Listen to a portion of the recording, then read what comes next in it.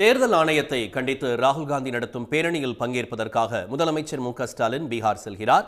கூடுதல் தகவல்களுடன் இணைகிறார் செய்தியாளர் அன்புச்செல்வன். விவரங்கள்.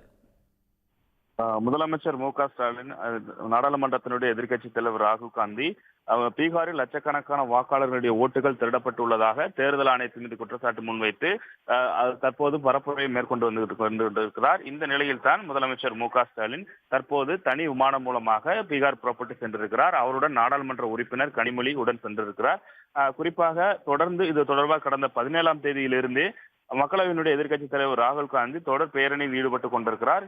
குறிப்பாக சொல்ல வேண்டும் என்றால் வாக்காளர் பட்டியல் தீவிர திருத்த முறைக்கு எதிர்ப்பு தெரிவித்தும் வாக்காளர் திருத்த குற்றச்சாட்டை முன்வைத்தும் கூட தேர்தல் ஆணையத்திற்கு எதிராக வாக்காளர் உரிமை யாத்திரை என்ற பகுதியில் பீகாரில் கடந்த 17ஆம் தேதியிலிருந்து பேரணியை ராகுல் காந்தி மேற்கொண்டிருக்கிறார். இந்த யாத்திரையை பொறுத்தவரை 1300 கிலோமீட்டர் தூரத்திற்கு மேற்கொள்ள திட்டமிடப்பட்டிருக்கிறது. மேலும் பீகாரில் நடத்தி வரக்கூடிய அந்த பேரணிக்கு முதலமைச்சர் மு.க.ஸ்டாலின் பங்கேற்பதற்காக தனி விமானம் மூலமாக சென்னையிலிருந்து தற்போது புறப்பட்டிருக்கிறார். அவருடன் நாடாளுமன்ற உறுப்பினர் கனிமொழி உடன் சென்றிருக்கிறார்.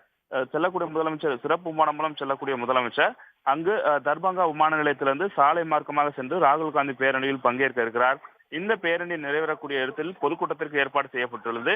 இதிலும் முதலமைச்சர் மு.க.ஸ்டாலின் கலந்து கொண்டு பேச இருக்கிறார். மேலும் அங்கு பொதுக்கூட்டம் முடிந்ததற்கு பின்பாக மதியம் 2 மணிக்கு தர்பங்கா விமான நிலையத்திலிருந்து புறப்பட்டு சிறப்பு விமானம் மூலமாக மாலை 4:30 மணிக்கு முதலமைச்சர் மு.க.ஸ்டாலின் சென்னை வந்தடைகிறார்.